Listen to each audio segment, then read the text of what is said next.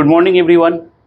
जैसा कि मैंने आपको पिछले वीडियो में फीफो मेथड से लेजर कैसे प्रिपेयर किया जाता है वो बताया था, और उस वीडियो में मैं आपको ये भी बताया था कि इसी सम को लेके मैं अगला वीडियो लेके आऊँगा जिसमें मैं आपको लिफो मेथड बताऊँगा। लिफो मेथड से लेजर अकाउंट कैसे प्रिपेयर करते हैं वो बताऊँगा। तो आइए शुरू करते हैं।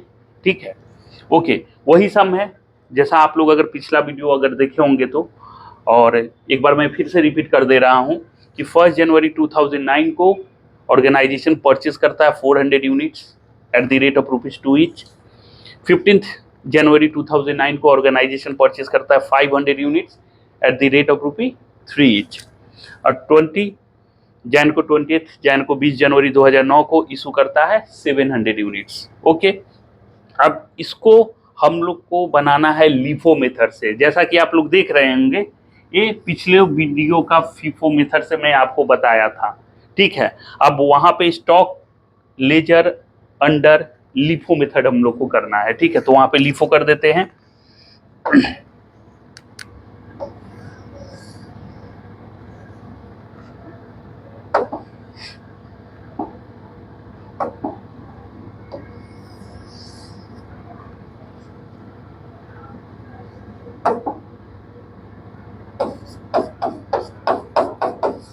Okay, stock ledger under LIFO method, क्योंकि वो पिछले वीडियो का फीफो मेथड आप लोग जान गए हैं।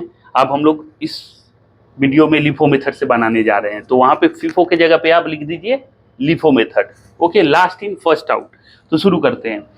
देखिए, 1 जनवरी को परचेज किए हैं, माने रिसिप्ट किए हैं। तो 1 जनवरी 2009 को 400 unit at the rate of ₹2 each. Quantity में 400, रेट में 2। तो एक यूनिट को आप ₹2 में खरीदते हो तो 400 यूनिट को डेफिनेटली आप कितना में खरीदोगे? 400 इंटू 2, 800। इसको कुछ नहीं हुआ तो बैलेंस वही रह जाएगा उस दिन पे, क्योंकि ना तो और कोई परचेज है या ना ही सेल है।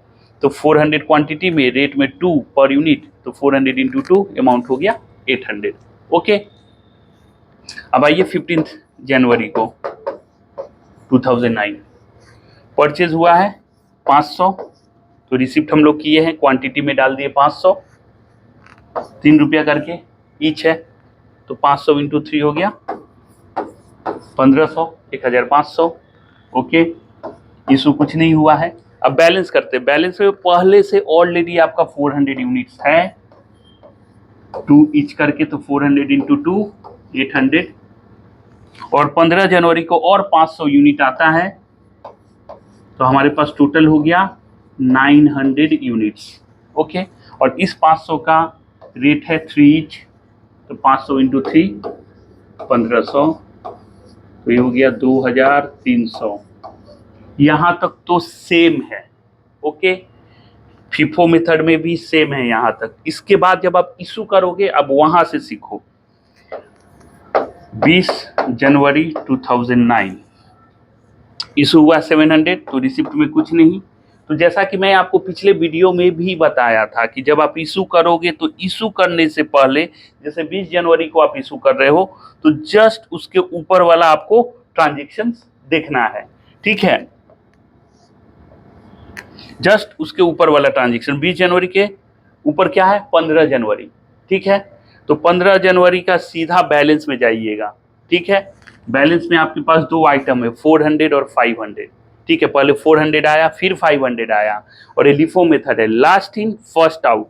तो लास्ट में 500 यूनिट्स आया है, तो पहले आप उसको इशू करोगे 500, उसका रेट है 3, तो हो गया 1500। 500 इंटू 3।